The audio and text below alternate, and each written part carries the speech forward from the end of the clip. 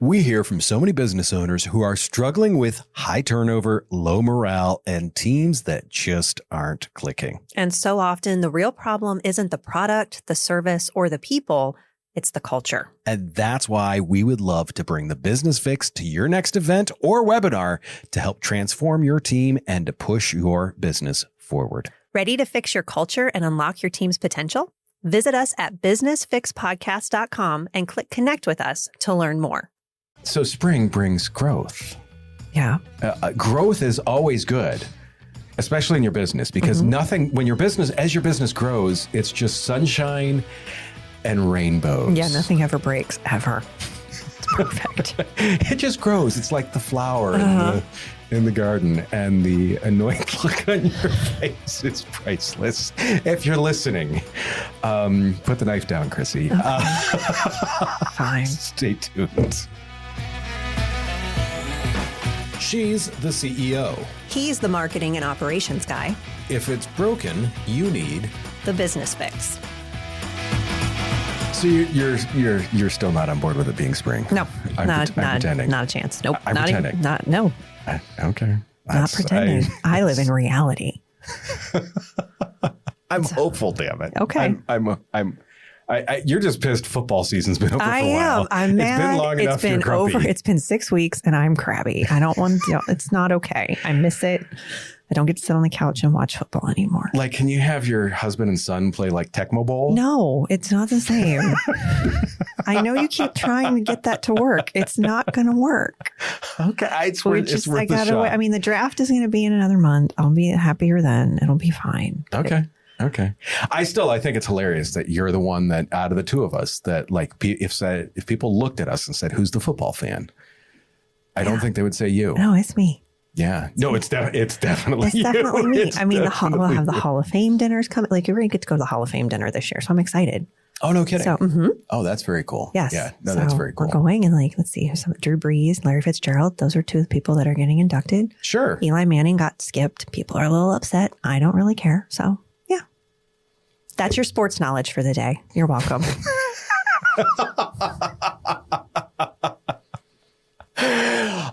Let's talk scaling. Sure. Let's talk about how that breaks culture. Okay.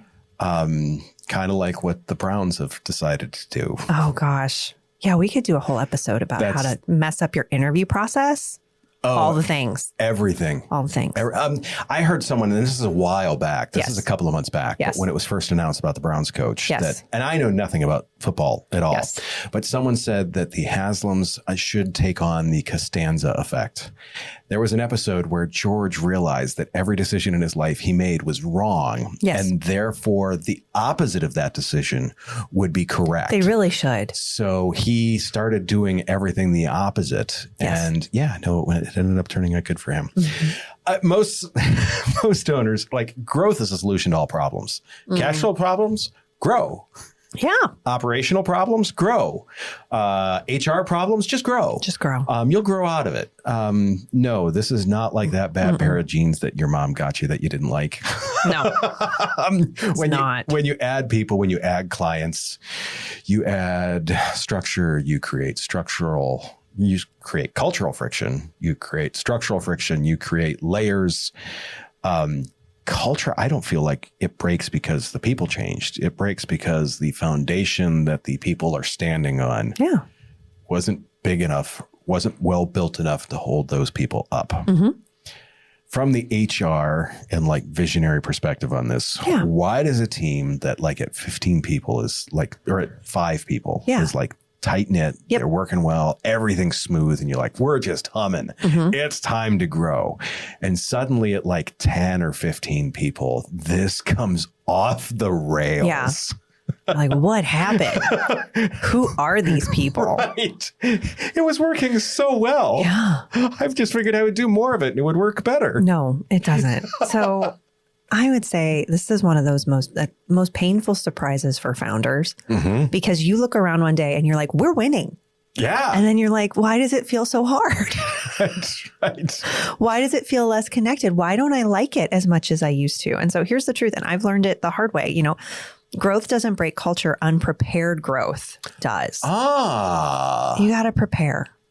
So culture doesn't fall apart because people changed. It falls apart because the structure didn't grow at the same pace as the success. And leaders failed to keep growing themselves. I think I'm going to say this in every podcast that I possibly can. You have to grow yourself as a leader and your team. Yes. But it starts with you. So I have my little letter person because you got these for me last week. I'm very excited. So this is the letter D, and we're going to talk about the 3 Ds of the scaling trap. I just see the donuts. It is. Well, it says donuts, but no, it's the letter D. And the 3 Ds for the scaling trap are dilution, delegation, and distortion. Oh. Yeah. So dilution is when value gets watered down. So at 5 people, culture's effortless, right? Everyone hears the founder's heart every day. Everyone knows what matters. Everybody knows each other's names, their pets, all the things. But when growth hits, desperation creeps in, right? Phones are ringing, clients are waiting, leaders start hiring for bodies, not beliefs. Yep. I need butts in seats. And that's when dilution begins. So growth breaks when the leader prioritizes speed over alignment. So they choose how fast, like we got to get this done right now, instead of who fits. It's really important. Right people, right seat is something that a lot of different types of gurus talk about. Let's have the right person in the right seat. Yep. It is an absolute thing. And I have seen leaders say, we'll fix culture later. I just need to get the work done. We just need help now. And every hire like that slightly dilutes the mission. And as you continue to do that, it becomes a problem because, one hire doesn't kill culture. No. But 10 in a row absolutely can. Yep. You can't keep hiring the wrong people just because you need people. And you don't lose culture all at once. You dilute it, run, rush, hire at a time. It's funny you say that because when I was at the truck dealership, as the executive branch of it, we took on the hiring for departments. You've got a parts manager who just lost an employee. The parts manager is typically working 50, 55 hours a week. Now he's lost an employee. So now he or she is working 60, 70 hours a week. Oh, by the way, spend some extra time and go find the absolute best people you can. Guess what's going to happen? You've got a pulse. Come on in. That's exactly right. Yeah, that's what happens with scaling. It is. So let's go to the second D, which is delegation gaps. And this is where those doers become managers overnight. So second breakdown happens in leadership. And we've talked about this in other episodes, right? So during growth spurts, we promote our best doers into management roles fast. Yeah. Because they were here before, they've got tenure. You know what? I can't find anybody else to do this job. It's yours. So congratulations. Exactly. Congratulations. You're about to get fired. But being great at the work does not mean you're ready to lead people. And we've talked about this. So if those new managers aren't trained, aligned, and supported, they unintentionally start killing the culture that they helped build. Yes. And they don't even realize that they're doing it. Yep. So, growth requires leaders to become a new version of themselves. And most organizations never pause to help people make that shift. We have talked before, promoting people without leadership training is irresponsible. Correct. You have to train them. And I've promoted people because they were loyal and hardworking.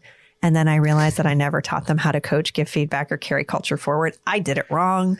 And that gap creates a lot of confusion fast, and people don't know how to deal with that. And so untrained managers don't scale culture. They actually fragment it. Yes, I agree. Totally agree. So that was the second D. The third D is distortion. And this is where the founder's message gets lost. So it's not what you put in your guitar? No, it's not. Oh, okay. It's not. So this one's subtle too, because at 5 people, culture's transmitted by proximity. At 25, it has to be transmitted by process. Telephone. The game of telephone we all played as a kid. Yes. So we go from proximity to process. So the founder's story, values, expectations, now they're traveling through a whole bunch of different layers of people. And if they're not documented and reinforced, the message gets distorted. If you don't have a document that clarifies your core values that everyone can look at, and I realize that there are sometimes people are like, I don't want to work for a cult. Too bad. You want clear expectations. It's important. Chrissy's cult. I'm sorry. If you think that's fine, then it's maybe not the cult for you. So there are good cults. Go find another cult. So, I've watched the leaders just assume everyone just knows what matters. That's not true. You have to clarify expectations. You have to tell them what's going on. And then they realize after, I just thought everybody knew. Then they realize 3 layers down, people are operating in assumptions that are not the thing that you thought was important. They're not operating in alignment. So what isn't documented gets distorted. Yes. What 100%. Yes. So, I mean, to kind of summarize some of this, like growth requires a culture reset, right? Not a rebrand, not a new mission statement, a reset. And the reset asks 4 primary questions. It asks, are we still hiring for the same values? Are our managers equipped to carry the culture? Is the founder's vision still being heard clearly? And are we still growing ourselves as we grow the company? Right? Those are phenomenal questions, because that really is that, like you said, that's that reset of like, are we where we think we are? Yes. Because we too often don't ask the question, we assume. Correct. Yeah. And at Clarity, this is where we use, especially with organizations that we work with on the fractional side, we use professional development plans for all levels of leadership because they need it. We talk about stay interviews, which are the early warning system for what's going on with the organization. We care about when people leave, but we really care about why people are staying. So stay interviews are really important to assess your culture. We also look at manager capability assessments and culture audits that are tied to behaviors, not vibes. We've talked about this. Yes. It's not like management is not a vibe. Culture is not a vibe. It is clearly defined. And I think part of the reason why founders sometimes feel blindsided is it's not that they didn't lose passion and they didn't stop caring. It's that they didn't realize that what got them to this point is not going to hold them there. Yes. Right. So, and that's from Dan Sullivan. He talks about that all the time. You've got to continue to keep growing. Yes. Yeah. I see that all the time. Yeah. Totally see that. So, want to talk operations?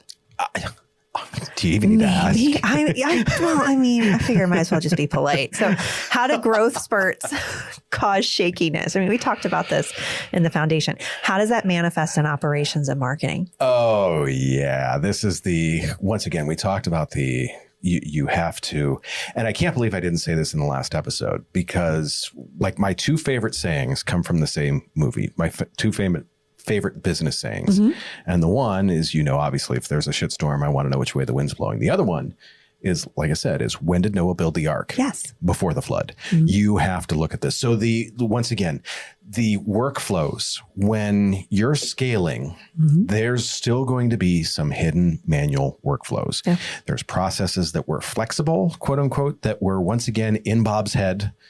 Once again, it's Bob. I don't know why. Yeah.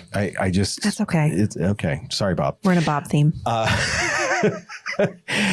mean, at a small scale, they're slightly inconsistent. Yeah. At a large scale, that's wildly inconsistent. Yes. This is I guess I would say, this is the whip that you would call, because right near the handle of the whip doesn't move much. You take that out 5 feet, there's a lot of wiggle there, and it is going to come back to bite you. To me, once again, that you have to, if you haven't evolved those standard operating procedures, we talked about last episode, building them. They were designed for a smaller team. You have to probably get some people to specialize. The thing that so many people don't look at is they say, okay, we're scaling. I went from 2 people to 4 people. All like two people did the same thing before. Now I have 4 people doing the same thing. Why not take person A that is better at one thing and worse at something else, and have them do more of thing 1 and less of thing 2 that they're rearrange. bad at? Yes. Correct. And so many people don't do this. Take when someone's good at something. Yes. Once again, I'll use a parts counter example of this. You may have someone that's great at talking to customers that walk in the door, and you may have someone that's great at answering the phone. Have them focus on what those priorities are. Exactly. Don't expect them both to do both in the same. It just doesn't. You're wasting so many good resources with that.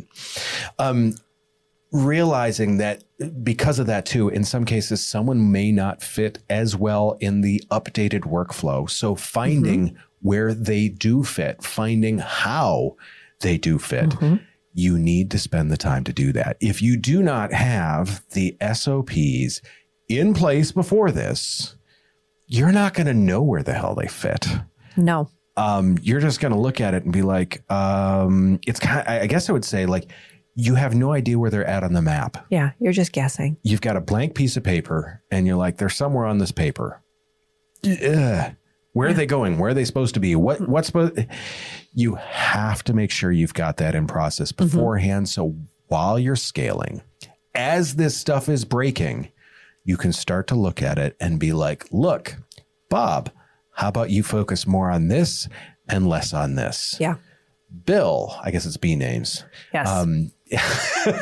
How about you focus on the thing that Bob's bad at and less on the thing that Bob's good at? Because once again, you're great at the thing Bob's bad at and you're terrible at the thing Bob is good at. Let's build synergy. Correct. Let's build this across the board. Yeah.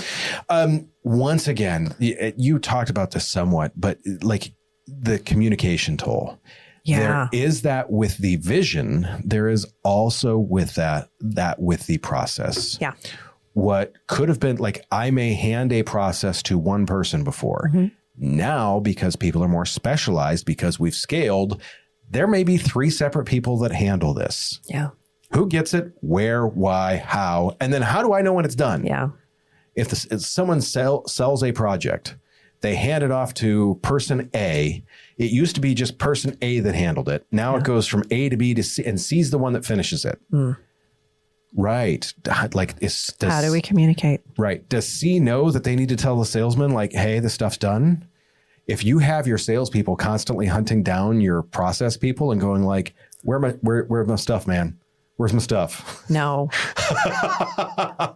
Or you have the space where it's like, well, you just need to trust us to do it. No, there has to be a verify, because oh gosh, yes. This is where I'm going to say salespeople have to deal with a lot, because if you're in service delivery or you're in some type of deliverable and you're responsible for communicating, stop just saying you need to trust that I'm going to do the job. No, you need to communicate with your salespeople. It's unfair to make them hang out in the dark. Oh, it totally is. Because to me, like, if there is something that you have to be able to give them a gauge on process. Yes. And is this going to be delivered on time? Because nothing is worse as a salesperson than saying, hey, this is going to be 2 weeks late on the day that it's due. Yes. If you tell them 2 weeks ahead of time that it's going to be 2 weeks late, still not great, but yeah, it's so much better than going to them and saying, hey guys, I know you've got all this equipment lined up for today, but it's not going to be here. Yeah.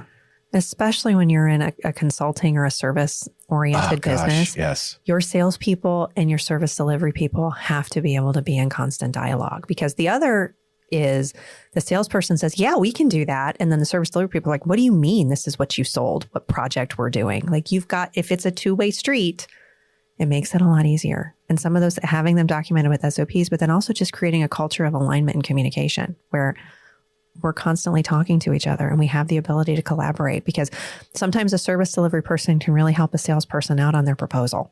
Because, these are the hours that we think you should be projecting, as opposed to, you said it was only going to take 10 hours to do this project. This project's actually a 30-hour project if we do it right. So let's talk about that first. And they're usually happy, because then it's more money, but it's also a better project. You get a better delivery. Yes. People are not upset. People are happy. Their expectations are met. Yeah. I was going to say, it's all about the expectations. It and is. If the salesman is armed with the correct things to go talk about those expectations, then it is a correct conversation at that point. Dialogue while you scale. Yes. The other thing is the shift in how things happen. It's not just an operations change, but it's a way those operations are communicated. I have decided in some cases, hey guys, we're going to change how we do this. And I get looks, like if it's a team meeting, I get looks from across the room like, you what? You what? I love it when you think we're going to change how we do this when you haven't done the thing in years. Correct. That's the other part.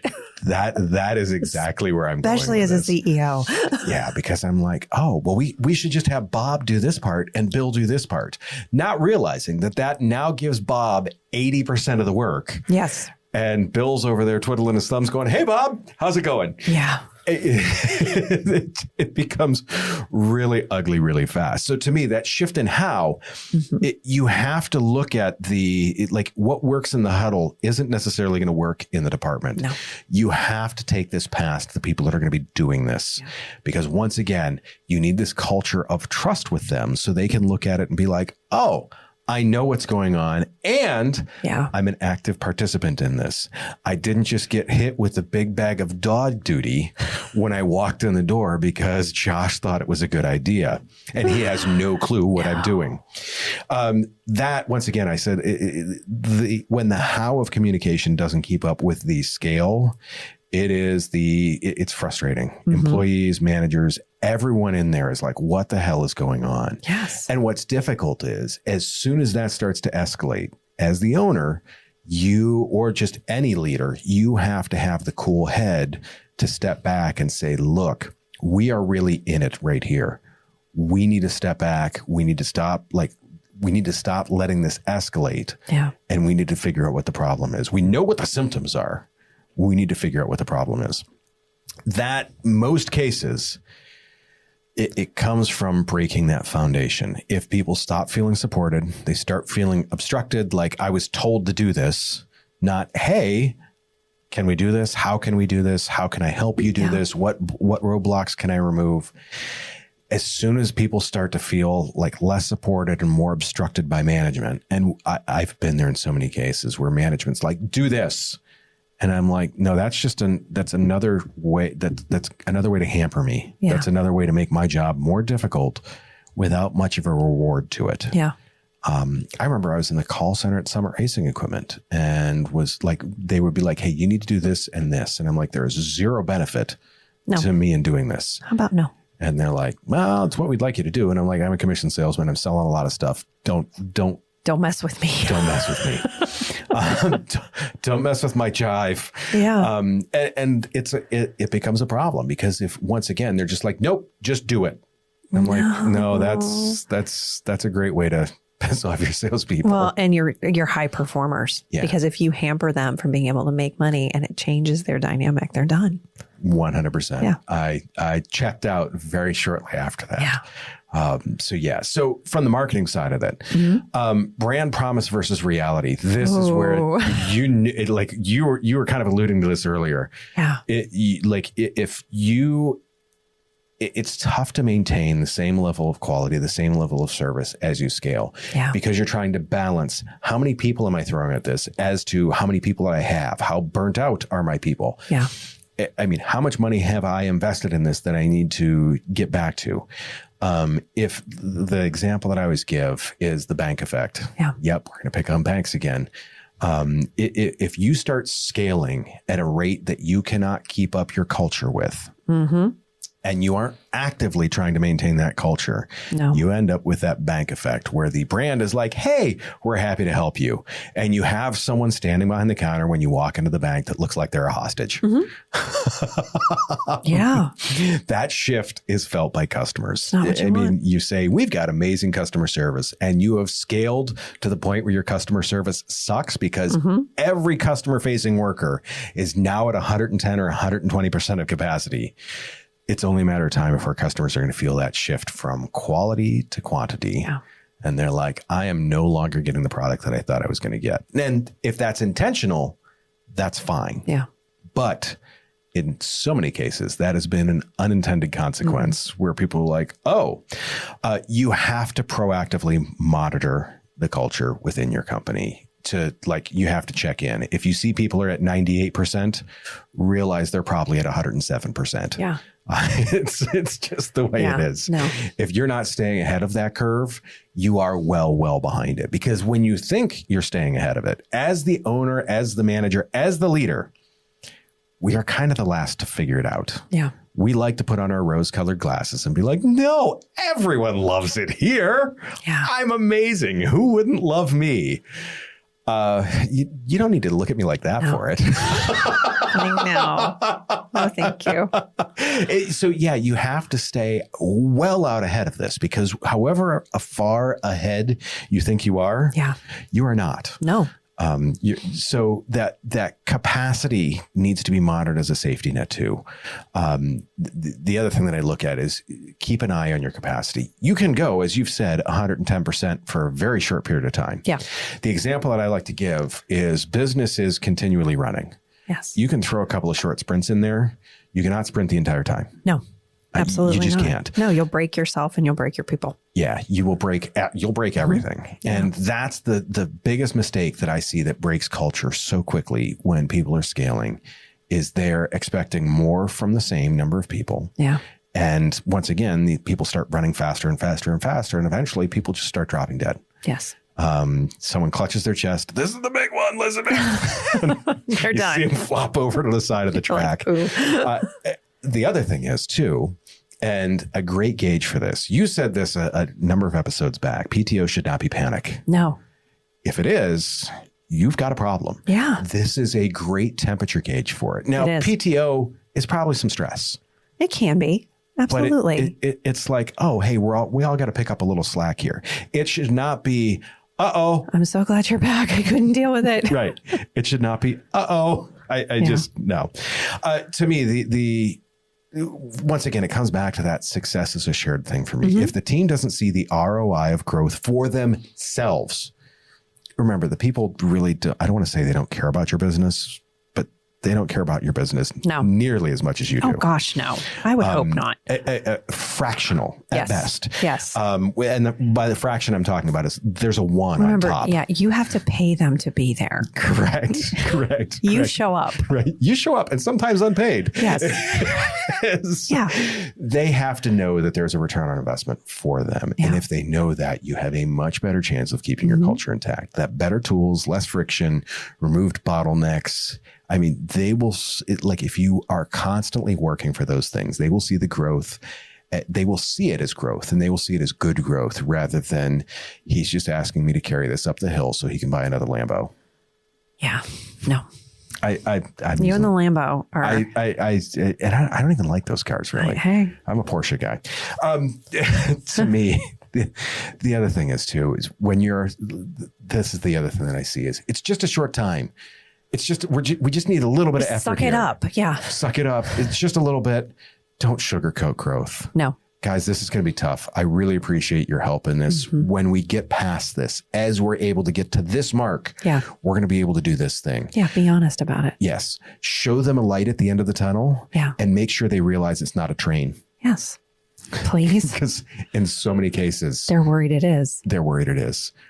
If your culture initially is set up that they're like, hey, there's a light at the end of the tunnel, but it seems to make this honking noise. Yeah. They're going to be worried about that.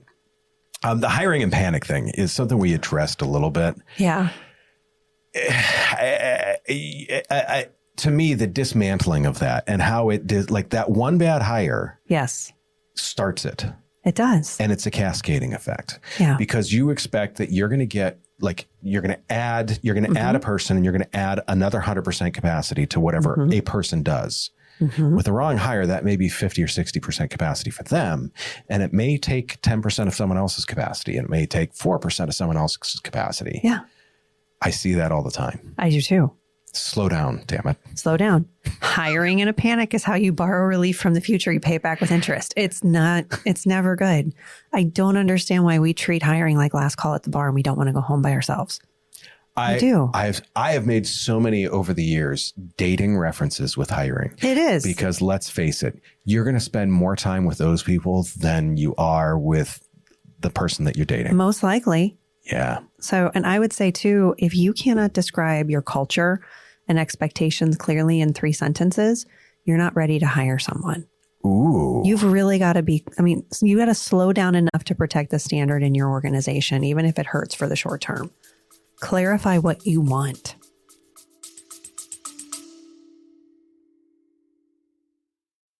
Let's be honest. You did not start your business so you could spend your days buried in HR paperwork or Googling how to handle employee drama. That's why I started Clarity HR.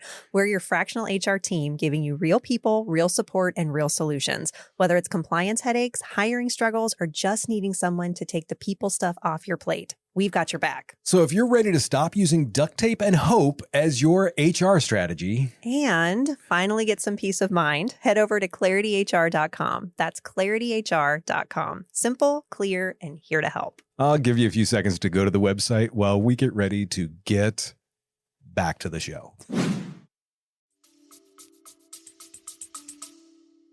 It's interesting. I use a question for that. Yeah. I give people our mission, or our core values. Yes. And I say, what's your opinion about that?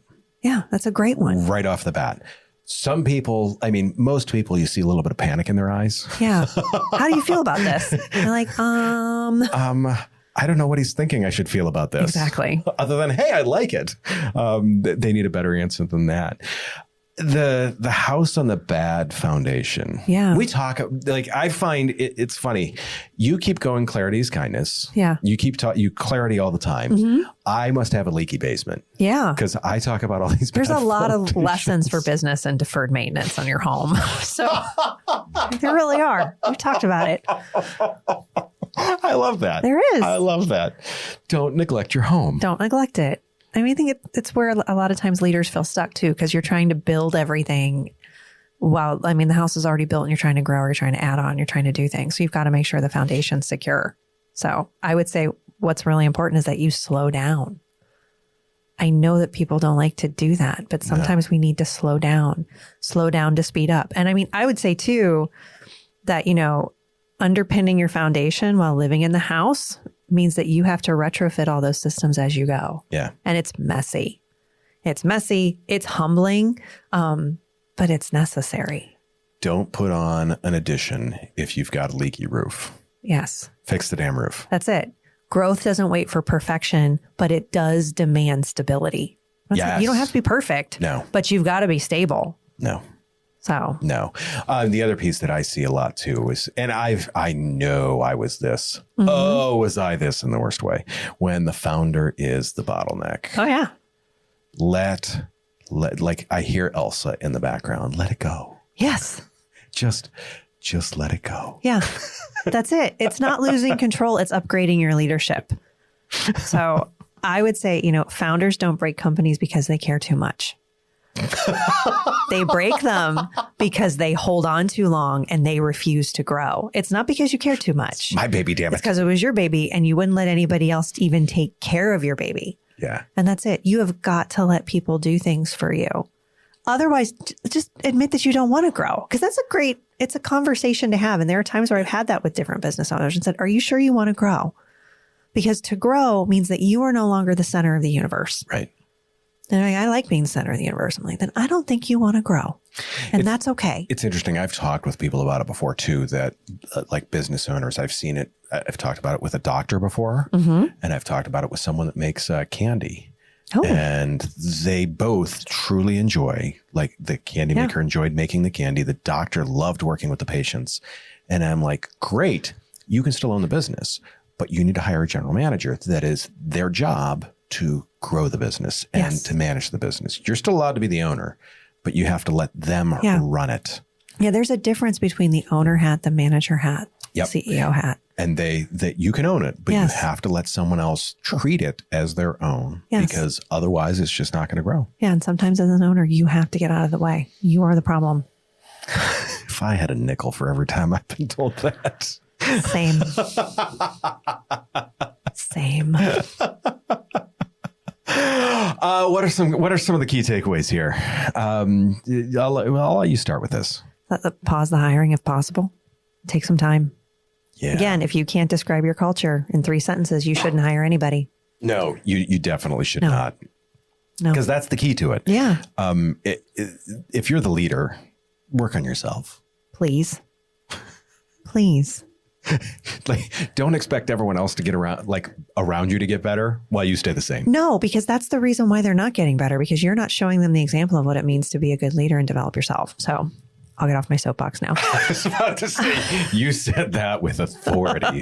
Like, listen here, people.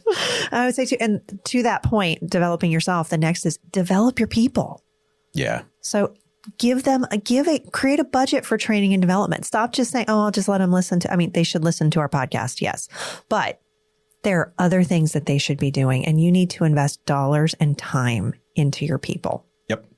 I'm going to make a Superbike reference. Okay. Over communicate your vision, because as you start to go faster, it gets tougher to see where you're going. Yeah. You need to say it more. Focus on your vision more, because when you talk about, if you say, here's where we're going, you're going to get people to buy into it. If you say it once, people just feel like they're getting more work. Yeah. Agree. 10% a year forever or 100% in 1 year? What's better? Oh, I think it depends on your foundation. 10% a year with strong culture systems and leadership capacity is sustainable. It compounds. Yep. Right? 100% in 1 year without that foundation is usually borrowed growth. Yeah. You're going to shrink and contract. So, because you're not ready for it. You may hang on to it for a little while. yes. But the problem is as you scale, like you aren't prepared to scale that, your customers are going to feel the squeeze. Your employees are going to feel the squeeze. And all the things that got you to that 100%, bye-bye. Yeah, I don't think fast growth without structure isn't success. No. It's not. It's a loan.